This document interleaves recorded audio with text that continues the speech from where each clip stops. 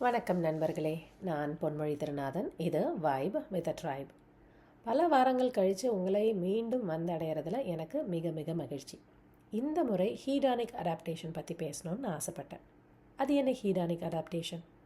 ஒரு ட்ரெட்மில்ல ஏறி நடக்க ஆரம்பிக்கிறீங்க. முதல்ல ஒரு 2 கிலோமீட்டர் வேகம், அப்புறம் 3, 4, 5, 6, 7 அப்படின்னு கடன்னு எடுத்து ஓட ஆரம்பிக்கிறீங்க. ஆரம்பத்தில் 2 கிலோமீட்டர் 3 கிலோமீட்டர் கஷ்டமாக இருந்த நமக்கு எப்படி 6 கிலோமீட்டர் ரொம்ப ஈஸியாச்சு? அதுதான் ஹீடானிக் அடாப்டேஷன். ஒரு மனுஷனுக்கு கஷ்டமோ சந்தோஷமோ என்ன வந்தாலும் ஒரு 3 மாதம் 6 மாதம் ஆனதுக்கப்புறமா அவனுடைய மனநிலை சமநிலைக்கு திருப்பி வந்துடும் அப்படிங்கிறாங்க. அதுதான் ஹோமியோஸ்டேசிஸ். நம்ம வாழ்க்கையில் எல்லாமே கிடச்சிருந்துருக்கும், எல்லா நல்ல விஷயங்களும் சுற்றி இருந்தாலுமே ஏதோ ஒன்று குறையா இருக்க மாதிரியே ஒரு ஃபீலிங் இருக்கும். அதே மாதிரி சில சமயம் நம்ம வாழ்க்கையில் நம்ம சுற்றி இருக்கவங்க எல்லாருமே நம்மளை வதச்சிட்டே இருப்பாங்க. அவங்க வதச்சிட்டே இருந்தாலும் அதுக்கு நம்ம பழக்கப்பட்டு போயிருப்போம். என்றைக்குமே அந்த குரலை உயர்த்தி பேசணும்னு நமக்கு தோணாது, அதுக்கு ஒரு எதிர்ப்பு தெரிவிக்கணும்னு தோணாது. ஏன்னா இதுவும் ஒரு ஹீடானிக் அடாப்டேஷன் தான். இது மாதிரி நான் சிக்கிக்கிட்டு இருக்கேன், இந்த சுழல்லேருந்து நான் எப்படி வெளியில் வரணும் அப்படின்னு நீங்கள் யோசிக்கிறதா இருந்தால் உங்களுக்கு இந்த அப்ரோச் கண்டிப்பாக ஒர்க் ஆகும். ஸ்டாய்சிசமில் ஒரு கான்செப்ட் உண்டு. எவ்வளோ சந்தோஷம், எவ்வளோ லக்ஸூரியஸாக நீங்கள் இருந்தீங்கனாலும் அதுலேருந்து நீங்கள் விலகி எதுவுமே இல்லாமல் ஒரு கொஞ்சம் நாட்களுக்கு வாழும் பொழுது திருப்பி நீங்கள் அந்த சந்தோஷமான ஆடம்பரமான வாழ்க்கைக்கு போகும்போது அதை நீங்கள் புது கண்ணோடு நீங்கள் அப்ரிஷியேட் பண்ணுவீங்க, இன்னும் கொஞ்சம் சந்தோஷமாக இருப்பீங்க அப்படிங்கிறது அதோட கான்செப்ட்.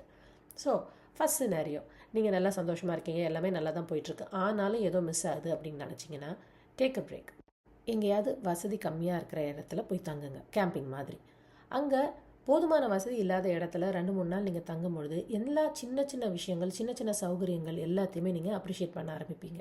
திருப்பி நீங்கள் வீட்டுக்கு வந்து பார்க்கும்பொழுது அதே அழுக்கான பாத்ரூமும் பெட்ரூமும் உங்களுக்கு சொர்க்கமாக தெரியும். அடுத்த சினாரியோ போவோம்.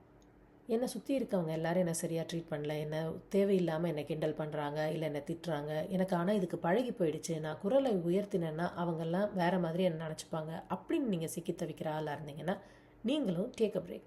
வெளியில் போங்க, உங்கள் வட்டத்தை பெருசாக்கிக்கங்க, நிறைய மக்களை சந்திங்க.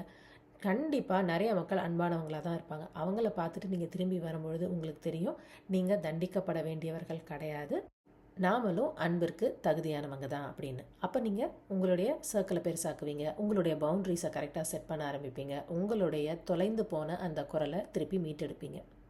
ரொம்ப சிம்பிள் தான். போர் அடிக்குதா? Take a break. என்ன ஏது அப்படின்னு சொல்லிட்டு விலகி நின்று பாருங்கள். திருப்பி உள்ளே போகும்பொழுது உங்களுக்கு கண்டிப்பாக ஒரு நல்ல ஒரு புத்துணர்ச்சியும் நல்ல ஒரு தெளிவும் கண்டிப்பாக கிடைக்கும்.